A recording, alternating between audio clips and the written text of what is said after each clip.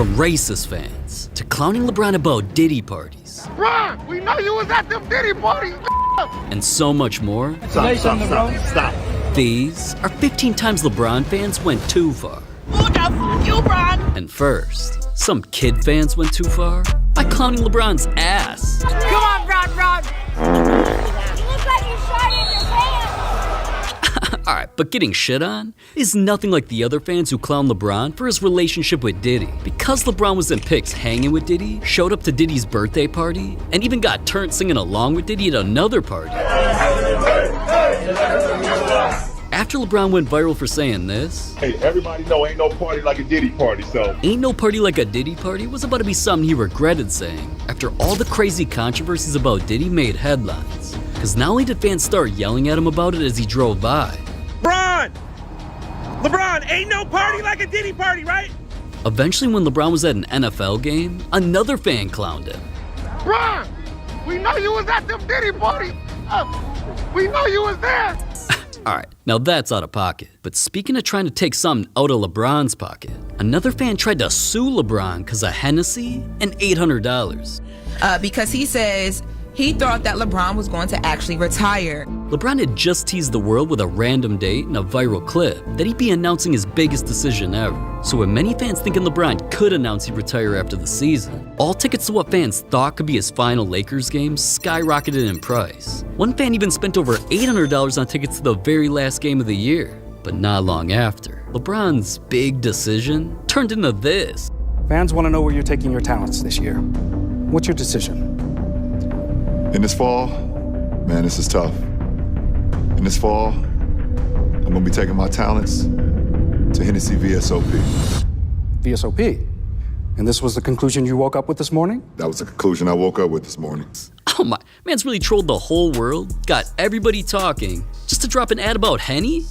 Honestly, that's kind of hilarious, but this fan didn't think anything was funny, and he decided to create an even bigger decision story by suing LeBron over what he spent on tickets. That of course went viral everywhere. I mean, the dude even made the news over this. 29-year-old Andrew Garcia is taking his favorite basketball player, LeBron James, to court. But man, if I became the judge of that case, I would have been like, Case dismissed. Insane. But even all of that isn't as insane as a fan who actually wanted to dump his girlfriend just to be with LeBron. I'm not kidding. This Lakers fan held up a sign literally saying that he'd dump her if he got a pic with LeBron. And I can see why, because I mean, just looking at LeBron in this fit, he's way better than her. Anyways, what's crazy is she didn't even care. She just said, my boyfriend leaving me? Well, if he needs a photo, you do what you have to do. Unfortunately, that fan still didn't get to meet LeBron, so he just looked stupid. But 4 other times, after fans saw LeBron's hair looking like this, and so much more, fans clowned about LeBron's hairline right at him, and the first of the 4 times ended with LeBron bragging about his billions of dollars. We go. You still ain't got no hair though. It's cool,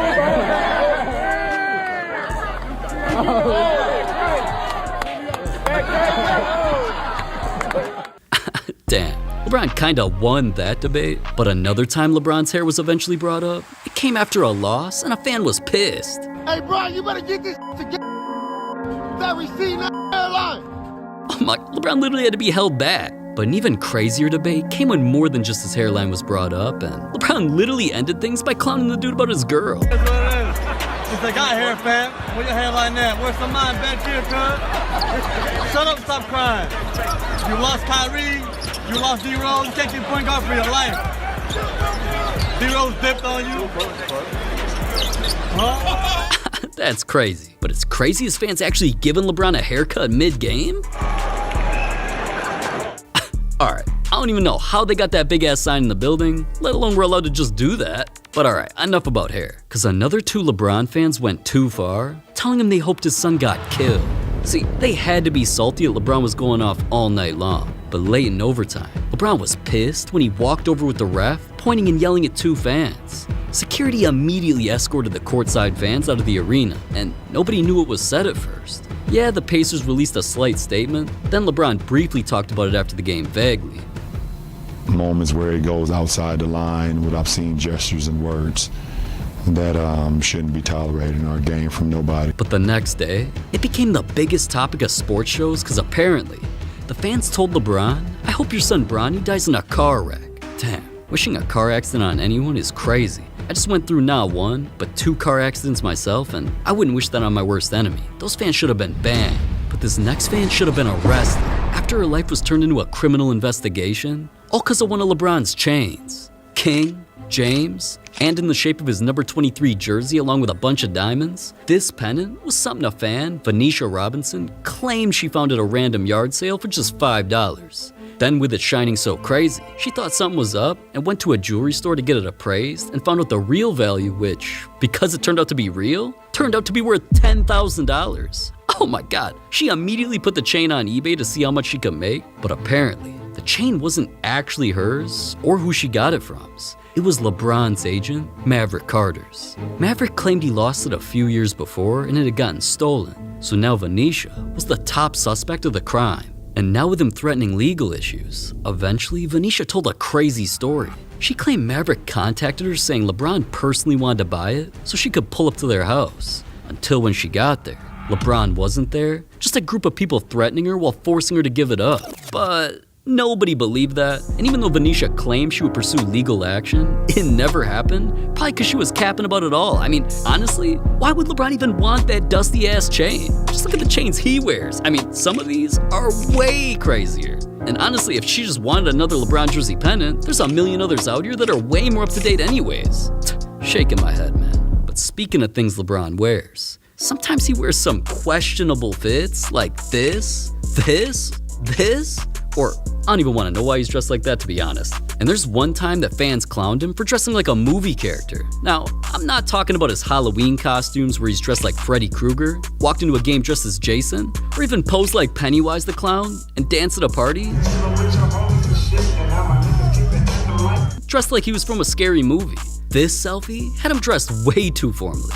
So fans not only said he looked like a public defender or a fake adult from a cartoon, because he looked like a private investigator, fans claimed he looked like the movie character Inspector Gadget and literally turned him into it. Damn, man can't even put on a fit without being criticized. Too far, guys. But I gotta be careful, because sometimes just talking about LeBron can get someone attacked by fans, like what happened to another NBA player, Jeff Teague. Who? No matter what team he was on, he got dominated by LeBron over and over and over again, to the point where he was just making shit up. He literally hopped on a podcast and started talking crazy, using an excuse that LeBron was only doing that to him because he was taking illegal substances. He was on steroids, bro. He had to sit out. He was on steroids for real. Like legit was on steroids, bro. Allegedly. He's tripping for that. But all jokes aside, allegations like that are serious, so people of course weren't gonna take them lightly. It's absolutely ridiculous. That's why one day when Jeff drove his car to a gas station, LeBron fans noticed him and took action. Whoever the dude that pulled up on me at the gas station, boy, that almost was your last day, boy. Got my back to pumping the gas. Then I turned back around. And he looked back, he like, yeah, you a snitch. I'm like, what are you talking about? Bron didn't do that. I'm like, man, go on, man. And after all of that happened, he not only talked about it, he eventually brought up one final story, then apologized. Anytime you say anything about Bron, people call you and say, hey man, you might want, hey. I'm like, God damn. I came on here and apologized. Sorry. Alright, but that's not the only time fans confronted another NBA player about something having to do with LeBron. Fans went too far in other ways when it came to Jason Terry. Remember this play?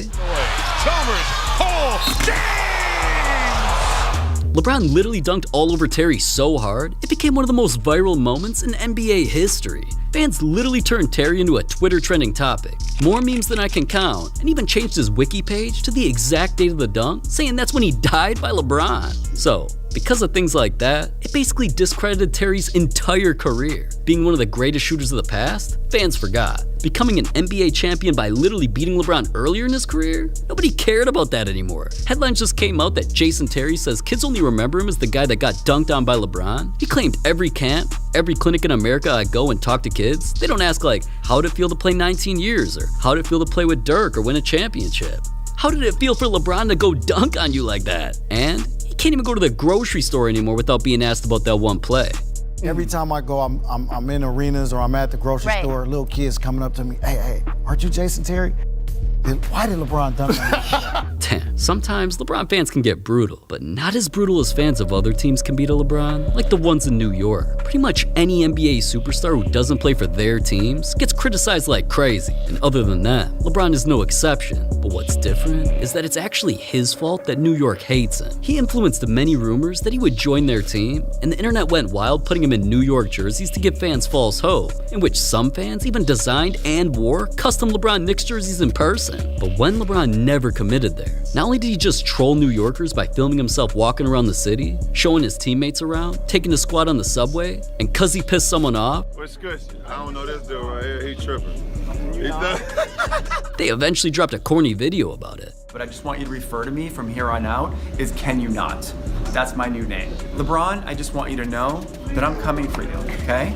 On New York's courts, LeBron would get even more disrespectful, constantly dominating their team, putting on some of the craziest performances of his career. He'd cause beefs and even trash talk their players. But the worst things LeBron would do is call himself the king of New York while saying their stadium was his favorite playground. And just to piss everybody off a bit more, he wore shoes the next time he played in New York that said "I'm king" while dominating them again. That was the final straw. So now anytime LeBron's in New York, fans try attacking him whenever they can. Like, they don't even let him walk into restaurants without spazzing. LeBron, go back to LA. Don't come to New York with that. But the craziest New York encounter actually didn't even involve a Knicks fan. Since the Brooklyn Nets are also from New York, one of their fans actually threatened to get LeBron killed. A fan said, on Thursday, February 18th, I'll be going to a Nets vs. Lakers game. I'll sneak the gun shown in the picture into the arena and shoot LeBron in the head during a timeout. You've been warned. What the? Now, obviously that never happened, and the fan deleted their account shortly after so he wouldn't get tracked down by police. But damn, all of that is taking things way too far. Now, the real question is, that claiming you're secretly LeBron's dad and suing him for millions of dollars far? All of that happened because LeBron went his entire life without knowing his real father. And being left in the dark, LeBron shared his feelings with the world. You know, my whole life growing up, I just kind of always said, why me? You know, why me? Why didn't my dad want to be around? Once LeBron made the NBA, he shrugged off the thought of his dad and focused on becoming great. And at first, it looked like nothing could stop LeBron until he randomly got hit with a life-changing scandal. July 8th, 2010. On live TV, LeBron announced a decision that made him one of the most infamous people on the planet, signing to the Miami Heat. And this became one of the most viral moments in sports history. So it was the perfect time for LeBron's dad to make his own headline. Out of nowhere, a man named Lester Bryce Stovall claimed he was LeBron's father. But not only that, he was suing LeBron and his mom, Gloria, for $4 million because of a DNA cover-up scandal. And the entire situation started 26 years earlier. March 15th, 1984. Lester claimed he showed up at the DC Space Bar and met LeBron's mom. She claimed she was in her 20s and looking for a good time. So eventually, Lester took her home and described the situation with Gloria as intimate. But later that night, Lester was ashamed of his performance and decided to leave without any intentions of contacting Gloria again until a few weeks later. It was Gloria, and she was pregnant. At that moment, Lester just couldn't believe it. So all he told Gloria was, well, if he's mine, make sure he plays basketball, and hung up. And keep in mind, this was the end of March, 9 months before December. And when was LeBron eventually born? December 30th, 1984. But it wasn't until 23 years later, Lester regretted that phone call. December 5th, 2007. The time had finally come that Lester realized he messed up. LeBron was now dominating the NBA and became a multi-millionaire. So Lester called up Gloria. He apologized and even tried reconnecting with her and LeBron, but it was too late. Gloria wanted nothing to do with Lester, and since she knew LeBron turned himself into a star, she not only didn't want Lester to come around, she apparently threatened to get Lester beat up if he ever called again. But a few days later, LeBron heard about the call, and desperately wanted to know if this man was telling the truth. So they agreed to a DNA test. The results came in the mail. Lester was not the father, or so LeBron and Gloria made it seem. Lester felt something shady went down with the tests, and believed LeBron and Gloria tampered with them to cover up the evidence. Lester claimed he looked exactly like LeBron. They had the same body types, same height. We're approximately the same height. Hell, in basketball, they even dunked the same, and that there was no way he wasn't LeBron's father. So Lester filed a $4 million lawsuit against LeBron and Gloria for fraud, defamation, and misrepresentation. The claims went back and forth, but LeBron refused to comment. And finally in 2011, a judge analyzed the story and felt Lester was trying to make a quick buck just for being LeBron's dad. So the case was dismissed, and LeBron never acknowledged Lester again. To this day, LeBron still doesn't know who his real dad is. And honestly, he might never. But alright, now that was psychotic. But sometimes fans go too far when they're an alcoholic. There's been times LeBron's had to literally take drinks away from fans. He's gotten drinks dumped on him. I mean, so many fan drink situations stress him out that one time he almost took a sip of a beer mid-game. And sometimes he now chills on the bench with elk under his seat just in case, which fans go crazy criticizing him for. Regardless, he's dealt with drunk fans time and time again, like when he couldn't even focus on the other team shooting free throws without going back and forth with a drunk fan. He's been the best far and away. You're gonna score 2 free tacos with a drink purchase from Jack in the Box. Up for Christmas. Coming up in a couple of days.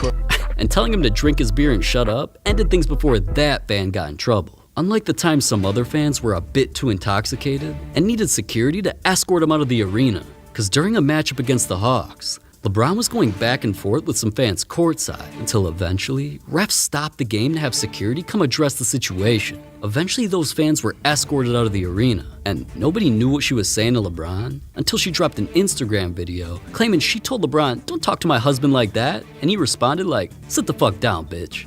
Just got kicked out of the game for talking shit to LeBron James, for talking shit to my fucking husband. During the game, and cussed him out, and I stood up and I go, "Don't fucking talk to my husband. Talk to my husband one more time and I will fuck you up."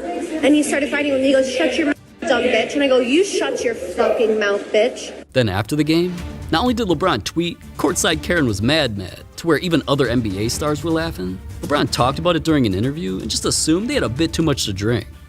But I didn't think they were, should have been kicked out. But they might have had a couple of drinks maybe, and they could have probably kept it going, and the game wouldn't have been about the game no more. So I think the referees did what they had to do.